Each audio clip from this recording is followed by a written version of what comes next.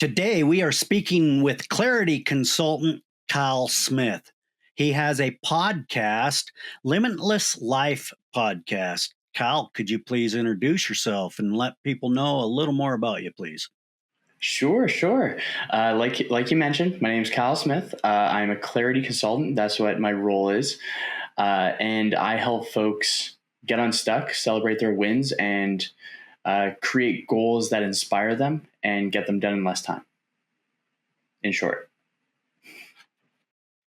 That's kind of nice because we all get stuck and we need help a lot of the times. I actually want to go on a mass conversation with you, but I do want you to cover what NLSE is for people before we get into our conversation. Yeah, sure. NLSE is a practice that I've developed over the last couple of years, and it's a combination of story work and breath work. It's to hit the brain and to hit the body. And breaking it down, NLSE, Neuro Linguistic Somatic Experience, starting with the N, it's neuro, meaning of the mind, also of the nervous system, the neurons. And specifically what I help folks with is their mindset. And mindset is important. We understand that mindset is important. However, there's not a working definition, so it's ambiguous. There's nothing to reference. So I define mindset as the stories we tell ourselves about ourselves or our opinion of ourselves. Now, when we have that, we can think higher or lesser of ourselves, and we can adjust accordingly. So that's diving into the neuro. Then the linguistics, the language, are the things that we say, write, think, and how we breathe. Breath is the language of the body. So for the words part, with the stories, what we say, write, and think, words. And before this, I was a personal trainer, so I use fitness references. And this one is similar to how the physical body is built up off of macronutrients, carbohydrates, fats, and proteins. The quality of the carbohydrates and fats and proteins that we consume is going to impact or influence the state of our body. Our words are no different. Words are the ethereal macronutrients of the mind. If we feed our mind quality words, we're going to have quality thoughts. If we feed our mind shit words, we're going to have shit thoughts. And so it's getting people to think about their thinking with the words that they're saying. How the breath is the language of the body. When we're breathing high and tight, we're good to fight. When we're breathing low and slow, we're good to flow. So when we can take a second and we could be in a setting where we're good, we're comfortable, and then we take a notice of ourselves and we're breathing up into our chest. We have shallow breath. And our body could be saying something to us, like there's something here. And then we can look around. We can say, no, we are safe. Big breath in, let it out, and down regulate. So it's like if our physical body is like a child or an animal, it'll be like, oh, look at this, look at this, look at this, look at this, look at this, look at this. And it's like, no, we don't need to look at that right now. Let's calm it down. Let's calm it down. And so with the breath, we can talk to our body and our body can speak to us and we can have a conversation. So that's how linguistics ties in. Somatic, soma, is of the body. And that's the physical body, which is passive. We don't need to really actively get involved with many things. So for example, we cut our finger, our body is time bound. It's going to heal itself over time. It doesn't involve us. There's other aspects of our body like the autonomic nervous system where we don't get any involvement. It's completely passive, minus the lungs. The lungs are the only thing that is a part of our autonomic nervous system. So our heart, our breathing, our digestion, our recovery, bowel movements, all of these things we don't really need to actively get involved. It'd be kind of weird where if I was sitting here and I was like, hold on 2 seconds. Okay, yeah, I totally stopped my heartbeat for those 2 seconds. That doesn't happen. The breath we can get in there, the breath we can influence our body with. And so the physical body, that's passive where we can just recover. And then there's the energetic body that is timeless. And the energetic body would be our emotions. So emotion, energy in motion. And that's timeless. It's not time bound. So over time, it doesn't recover itself. So with those stories, those experiences, those moments, whether they hurt, haunt, taunt, annoy, they're ones that we want to celebrate and create meaning, or we're working towards something. They're going to have feelings attached to them. And if those feelings have lingered long enough, they're going to stay in the body, and we could experience something from decades ago, and we can experience it now as if we're there, which is not accurate.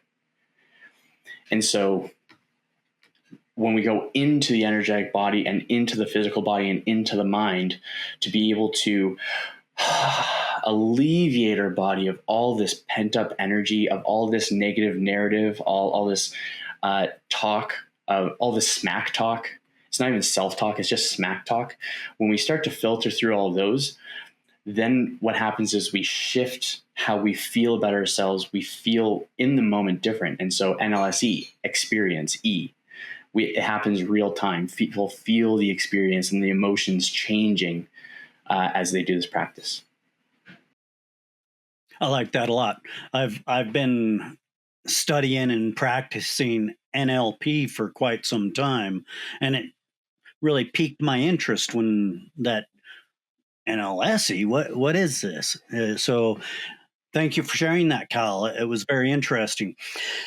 I want to talk to you about our world, because I can tell Cal is a very deep thinker, and the Stoic thought really helps our world. Mass overload. Our world is just filled with everything, and we consume so much information and luxury and goods and beach trips, and everything is just massively overloading our sensories, our mind. And I have found out over the last 10 to 20 years, less is way more.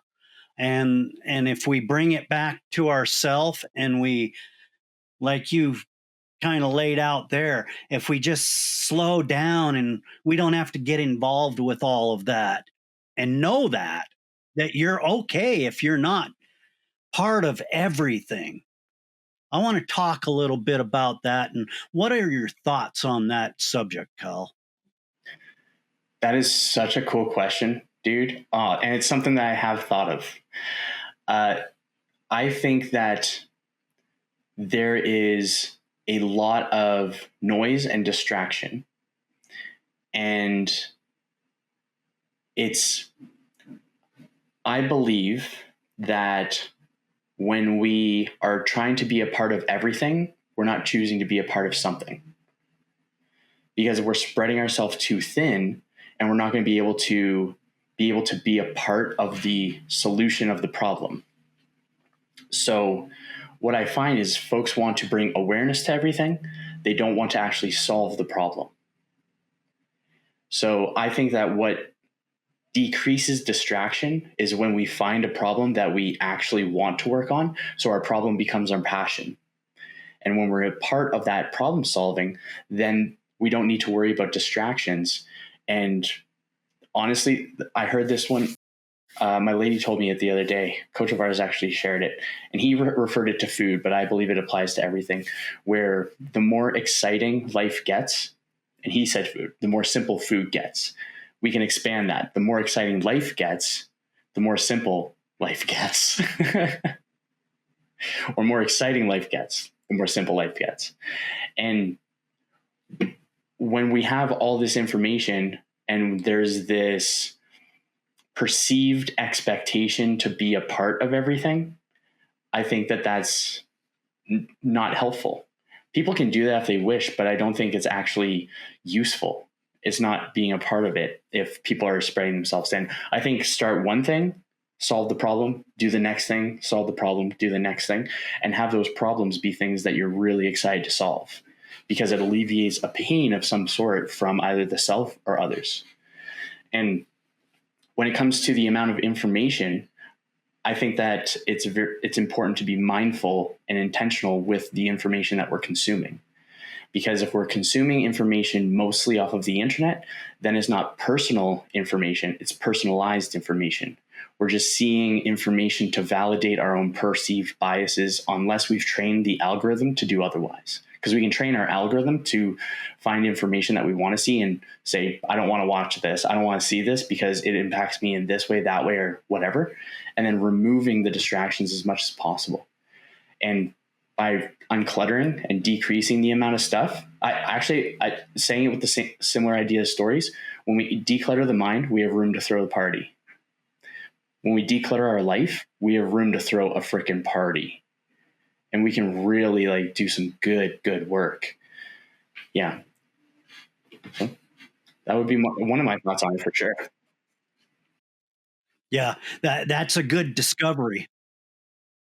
Yeah, the discovery of that is very important for people. And once they break free from the excitement and the overload, they can really hone in and focus on what they want to do. There, for instance, I have a big plan of what I want to achieve, but I can't achieve all of that at one time. So I have to break that down and solve one problem, like you just said, finish that, get it working, and then go to the next problem. And if I concentrate on each problem instead of every problem, pretty soon every problem is solved, and you have wasted no time on the spin of worrying about getting all of it done. And I think that mass overload, because we're all bombarded with so much in one day. And I see so many people rushing to get things done. I have to have this done today. Well, I remember my cousin giving me a theory, the 7P principle. Proper prior planning prevents piss poor performance. And I really believe in that principle. And once I took a hold of that, my life changed. And I really think that planning and, being proper and doing the prior preparation, that's very important. Totally. Yes, absolutely. I totally agree with that. And there's another thought that popped up here. One point that I wanted to say, there's a definition for intelligence that I really like that has its practical definition of it. This was 3 weeks ago that I first heard this, and I really like this one. The definition of intelligence: an individual that can solve problems. The better the person is at solving problems, the more intelligent the individual is. Yeah, that's good. It's the same with leadership. You're a good leader if you can solve problems. And we realize solving problems, sometimes you need a team to solve the problem. And that's why communication is very important. And understanding our world is about communication. And our body is communicating at all times. Our Everything that we do is a communication. And a lot of people forget that in our busy world today. There's people really doing some things that I feel is pretty detrimental to our society in many ways. How do we handle the decline of society while we try to fight for the inclination of our society? Ooh, a reflection question on this one. How am I contributing to the downfall? How am I contributing to the solution? Yeah. Because if we're not actively in it, then it's passively happening. And I believe that when we're not doing a thing, what happens is we veer towards psychic entropy. We veer towards chaos. Chaos is the natural order if we're not imposing our own order. And it's similar to if someone were to look into the mirror and people can be upset with this. I don't think it's that crazy. I believe that when people look in the mirror, they know when they're being a winner or they're being a loser. They know when they've improved today and when they've slacked today. And I believe being honest, am I being a part of the solution or the problem? Because there's an idea that like where it's how there's optimism and pessimism, and a core characteristic of a pessimist is not seeing the potential in the future. An optimist is a person that's a part of the solving. An optimist is a part of the problem solving towards the future. So when someone's a part of the solution, then they see the solution. When someone's a part of the problem, they only see the problem. Yeah. Yeah. It takes teamwork to fix what's going on in our world. And so many people are caught up into a financial competition. And I really, everybody needs money, but I think we all need more humanity in our world and understanding and caring for one another. And that means building trust and empathy at the same time. And I'm finding that harder and harder to grasp in these days. And I'm just interested on other people's thoughts on that.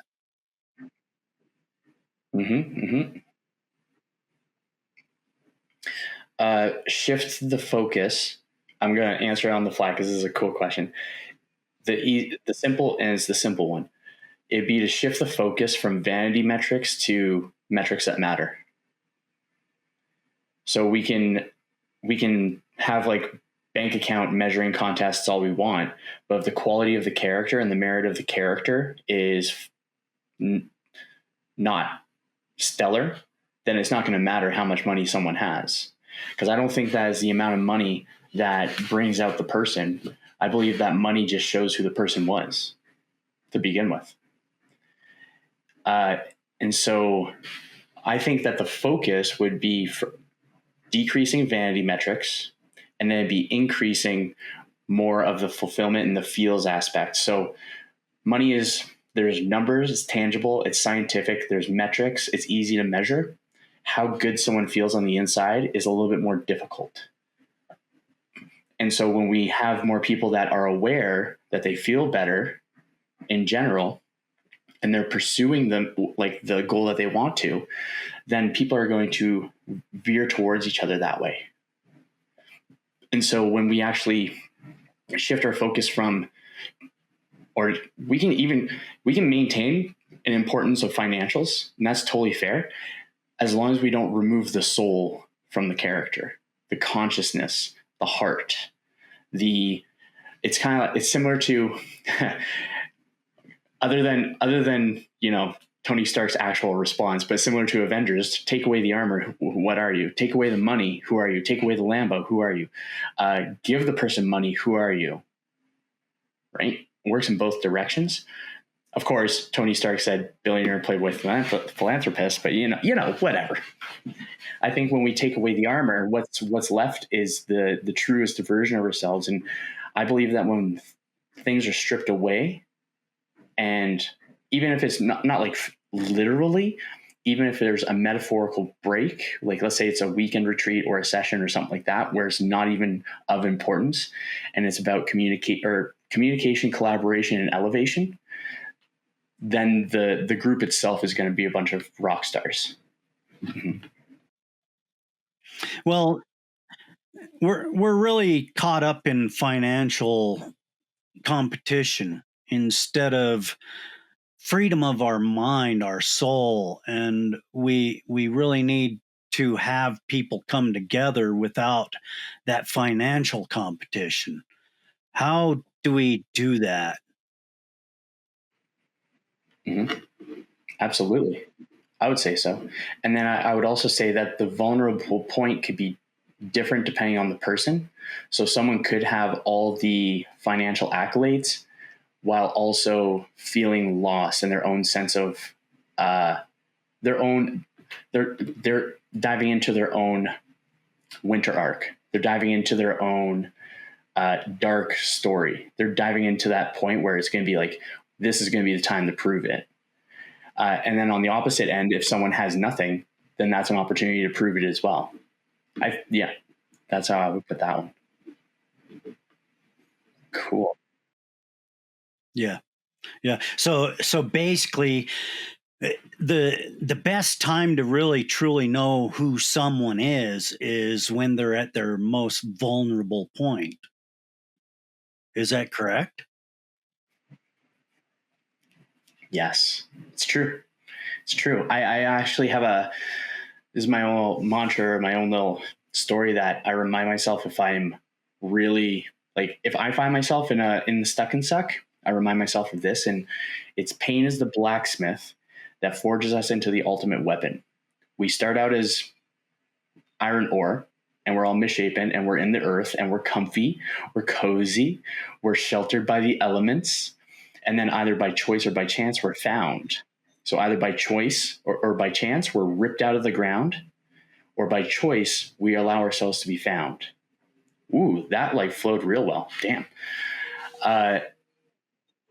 Yeah, has it flowed? It didn't flow that well in my brain. Last time I said that one was way cooler.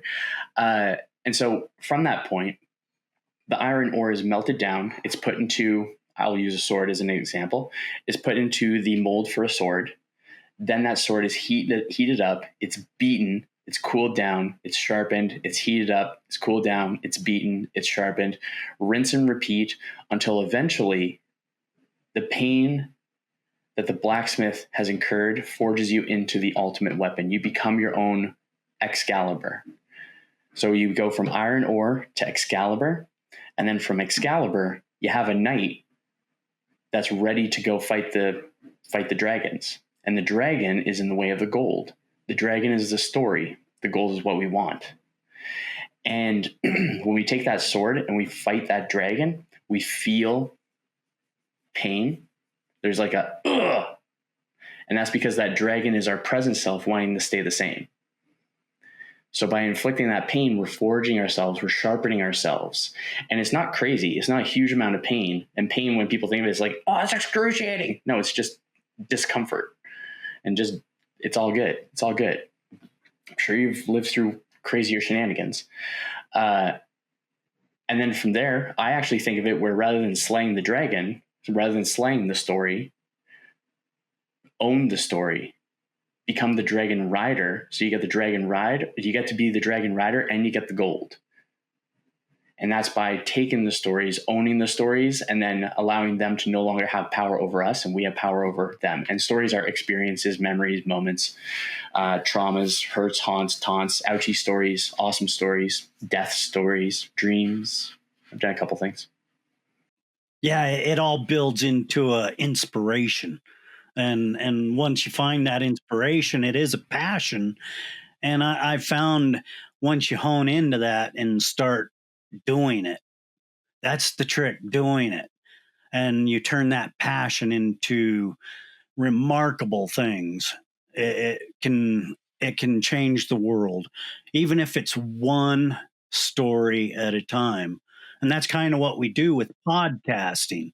You know, we learn to bring out the best instead of the worst. We can focus on all of that, but when we get on the microphone and we start presenting to people, it's really about the passion that we have to change the world. There's something wrong in our eyes, our feeling, and that's what we're trying to do. There is no competition in that. That's just that's community. You know, when we find community in that, that's when we really can start being the best we can be. Mm-hmm. Agreed. And I do think that when we find the community, it's also an extension of the work that we've done ourselves, because game recognizes game. When people are pursuing something where they want to do their part to be a positive contribution to the human race, then what happens is when we're that better person, then we're going to attract more better people, and those people that are not helping us towards our or supporting us towards our pursuit, they will just fall to the side. And that's okay. And that's okay. That's right. That's right. I have this muddy shoe theory, and we are like a shoe, and life is like a muddy trail, and the mud is people, places, and things. As we walk down this muddy trail, you've been hiking before in mud, I'm sure, and you know how heavy your boots can get. Sometimes it's time to stop and wipe the mud. The good mud's going to stay with you up in them crevices. They know where to be. And the bad mud, it's take time often and scrape it off. That way you can walk down that trail and make it further and have less exhaustion because you're taking the time to wipe the mud from your shoes. And that's the muddy shoe life theory that I have. So people, places, and things, they are the things that influence us, control us, or make or break us. And we need to be able to control that. So wipe it off. That's my theory of all of that. Uh yeah, you do. I like people spreading that because it really is the case. The mud is people, places, and things control the mud. So yeah, we really need to change our world, and I recognize from your podcast that that's what you're doing. You're out there trying to influence people in the right way instead of to just grab their money. And that really matters in our world the most today. And that's why I enjoyed when you popped onto the screen. Yeah, I want to talk to Kyle. That's for sure. And getting deeper into what Kyle does, it's kind of remarkable. We have a lot of the mindset in sync, and I think the focus is humanity. Mm-hmm. Oh, yeah. Yeah, I totally agree. And there was a translation that popped up in my brain when you said it was change our world. Take out the L, change our word, and as S. It's not change the world, it's change our words. Hmm. Yeah, that matters a lot. I'm finding that out more and more because I used to not think about what I said. I would just flop it out, and the harm that does to people that's close to you, it really does matter a lot. So living life is a joy, and you can have abundance in so many ways if you find to be just a simple person in life instead of needing to be a rock star. Let the rock star just happen. I think that's a better way to flow. I agree. I like that. I like that quite a bit. Yeah, allow the rock star to happen. Yes. Because then it really gets, yeah, I like that. That's very nice. It's a good visual. Yeah. So what is your focus on the world, Cal? What is the most disrupting part of the world that you find that people need to focus on to implement change? The problem that I see is also a problem that I've experienced, and it was a dependency on the external world to fulfill my needs and desires. You know, I think that we, now, a couple points on this one. No, actually, no, going with this one. A majority of what we learn in school is what to think rather than how to think. And so when we leave school, we're still trained to just do what we're told. So when we go into the workforce, is basically an extension of our school course or school force. There we go. And the thing that's dangerous with that is there can be internal conflict, because folks have been adopting stories that other people have said. You want to go to school, you want to go to post-secondary, you want to get married, you want to have a job, you want to have kids, you want to have school, you want to have a car, and then you'll hit retirement at the age of 65 or 70. And what you can find is that folks will get to that endpoint, and then they're not going to know who they are because so many other people told them who they are. So when we decrease dependence on the external world, period, just external world, when we decrease the expectation for the external world to tell us who we are, that presents us the opportunity to figure out, and not even figure out who we are, is to remove the stories that we've adopted to show the rock star, to show who we truly are. Because the stories are like the mud. They're just adopted stories that we've carried, and then we can remove the stories and figure out, and not even figure out. I keep on saying figure out, but it's not true. It's because the person's already there, and it's just removing the layers to allow that person to shine. And I truly believe that most peeps are well-intentioned, and they have so much possibility and so much potential, and they have so much heart, and they have such a desire to help, and they have these stories that are, or these narratives that are lingering in their mind that is creating resistance for them to make progress. And it's a fear. It could be a rejection. It could be a self-sabotage or procrastination, which I would define as actively participating and preventing our progress.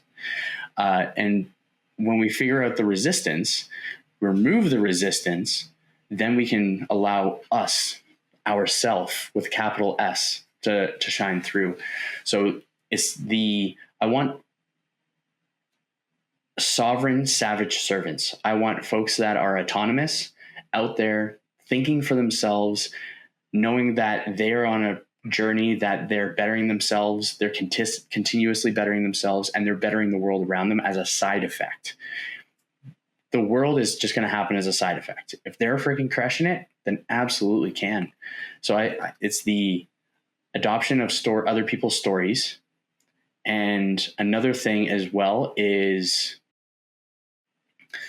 to get people thinking about their thinking, they become more questions people than statements people. They ask more questions than they want to give statements. Because when we start to think about our thinking, we don't have a bias concept. And I think that it's when you're having a conversation with a person, when you get 3 questions deep in a conversation, that's when you get to the meat and the potatoes of what the individual thinks of, not what their cookie cutter responses are. And when that opportunity comes up where they can show it, then it shows them that they can do that. So I believe that when people get to a level of consciousness where they're helping and they're being able to support people, not force people to change, but supporting people in their decision to change, because we can't force people to change. That's silly. If no one can force us to change, we can't force another person to change. Logic. And so with the questions, we're able to bring the person out and be able to get more information and be able to contrast that with our own thinking to see where we may be faulty and where we're on point, and be able to support. And if it's a heated conversation, like if it's someone wild about whatever their thing is, in that case, like, ask more questions. Just listen and ask more questions, because when we ask more questions, then they have to substantiate, they have to reinforce what their claims were. And once again, 3 questions in, if they don't know the deeper details, they're not going to be able to last very long in the conversation. That's true. Yeah, I like that a lot. And the big part there is when you do that, instead of responding, when you respond with a question, it makes the individual think a little deeper too. And that actually de-escalates when you are throwing questions out instead of responses out. Big, there's a lot of people that are very unaware of that communication skill. So I applaud you for that. What what part of the world are we going to be part of is the big question, because there's the doers and the takers. So I find that a lot of people making a difference are doers and not takers. And what I mean by that is they're willing to give of themselves before they expect anything in return. How can we spread more of that value in our world with our communication, like we do here on podcasts and on people's social media? Because I really think that's where this influence starts, is if we can control the amount of negativity into our social sphere. So how do we teach people how to be more positive in their presentations instead of all of the negative that we've been witnessing over the last several years? Well, a couple parts on that one. When it goes to the subjective individual, don't pay attention to it, because then we're out of the loop of it. So then we're not consuming it. So that would be like a consumption, being mindful of consumption rather than mindlessly scrolling. Finding something to have mindfulness rather than mindlessness. So that would be on the subjective. And I believe that if someone was spending less time on their phone and they were doing other things, they're just going to happen across being a more positive, I believe. And then from the macro, I think I might challenge you on this one. This is an interesting thought. It's popping up. I would not want to control anything on it, because that would be the exact same thing as, so both all negative and all positive on the extremes are delusion. That's my thought. So if everything was catered to positivity, then we'd be ignorant of the negativity. And if we're only seeing the negativity, then we're going to be ignorant of the positivity. And yeah, and I think that is it's a challenge. And so with that challenge, then it becomes more intentionality behind the use. Because I don't think that I don't think a tool is inherently negative or positive. Is the practitioner behind the use of the tool. So we can have a hammer, and if we're standing in line at the DMV holding the hammer like a phone, that's not a proper use of the tool. And that hammer could be used to build, or it could be used to destroy. And so I think it's going to be the intentionality behind the intentions behind the person posting, because they could be just negative, and if they're negative enough, just like block them, whatever. And then, where was I going on that other part? So then there's the negativity, and then that challenge. It is a challenge where then we are more mindful behind what we're consuming with that. Yeah, that's how I would take that one. That's how it would go. Yeah, I think that's big, huge, consuming the proper things, because, I do go out, I consume on a research basis, and I run into a lot of things that I would not normally even put myself into. So controlling that influence is very, very important in our life. And I do want to recognize that as a very positive influence on this talk for people. Just learn to control what we consume. And that doesn't only go with information, that goes with everything in our life. Uh, Everything should have a balance, and our universe is balanced. If it's off balance, there's storms and things to set it back in to balance.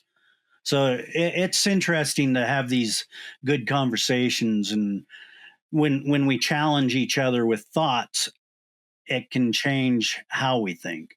And I think that's pretty important. That's why I like podcasting. I totally agree. Likewise, dude. Conversations. It's beautiful because conversations, if someone is interested in the conversation for the sake of conversation rather than having a conversation to be right, then that's a different frame. That creates like a really good vibe. Mm-hmm. Yes. Yeah, because that's my way of changing the world. I'm not right. I have no clue. I'm here to understand my world, and that's what I'm looking for, is better understanding. And when I understand people better, I understand my world better. And that's what the Dead America podcast is about. We all feel dead sometimes, but I'm here to say it's all what we think and what we consume and how we choose to do that. So, yeah, it's exciting what we're doing, Kyle. What plans do you have for your podcast in the future? Well, presently, I'm taking a break from the podcast for this year, for 2025. So 2024, I took a break, where now I'm focusing more on being a guest on podcasts than a host. And then 2025, 6 months in, I might, you know what? Honestly, I can't say with certainty. So I'm thinking that'll be another break month or a year, sorry. And then it's just focusing on the practice and developing developing everything, just making it awesome. Mm-hmm. Yeah. Well, that's a good thing. Being on podcast, that can actually make us a better podcaster in many ways. I enjoy, going on podcast and speaking, because the more we speak with others, the better we are inside of ourselves, because we care about what's going on. It's a big key. Do you have anything you would like to add to our conversation today, Kyle?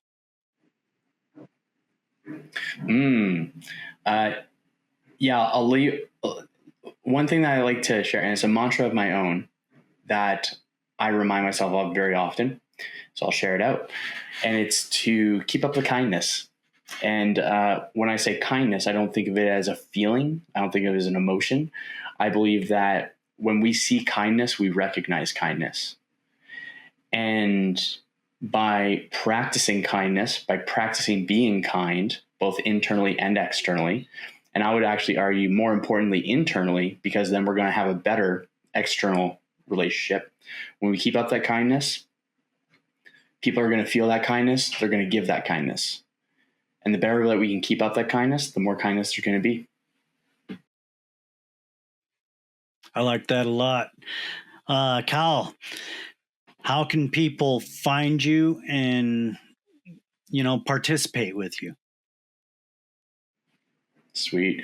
On any social platforms, I'm Dapper Dude Kyle, Dapper Dude, Dude, Kyle, Kyle. And you can find website links or anything there. Instagram is the prime one, where I'll be able to respond the quickest there. And shoot me a message. Let's have a conversation. Heck yeah, that's what it's about. I enjoyed our conversation today, Kyle. It's always pleasant to, have a deep conversation, get challenged in your own thought, and recognize others for who and what they are. And what you're doing is very important to our world. And I want to say thank you for that. And thank you for being here today and sharing with us on the Dead America podcast. Thank you very much for having me, dude. It was a pleasure. Thank you for joining us today. If you found this podcast enlightening, entertaining, educational in any way, please share, like, subscribe, and join us right back here next week for another great episode of the Dead America Podcast. I'm Ed Waters, your host. Enjoy your afternoon, wherever you might be.